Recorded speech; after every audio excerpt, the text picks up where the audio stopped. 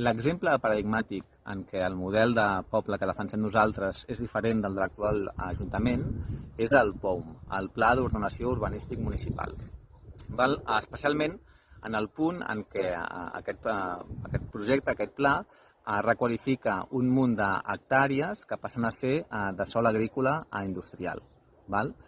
Això, que ja s'ha aprovat ara i que nosaltres per tots els mitjans intentarem tirar enrere, i no sé si ho aconseguirem, són les típiques decisions que es prenen un dia però s'executen al cap de molt temps. I això fa que passin coses com les que ens han passat ara amb els pisos de davant de l'auditori, que fa molt de temps es van requalificar, ningú ens va assabentar de res, ni vam fer cap gest, ni vam fer res, no vam actuar, i ara ens trobem que els pisos s'han fet i és massa tard.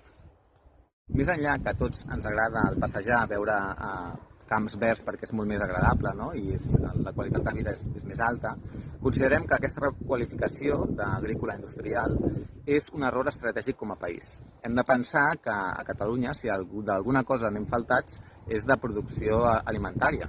En indústria som sobirans. La balança comercial a nivell industrial la tenim equilibrada. El que no tenim en absolut equilibrat és la balança comercial a nivell d'aliments. Només produïm aquí el 50% dels aliments que consumim.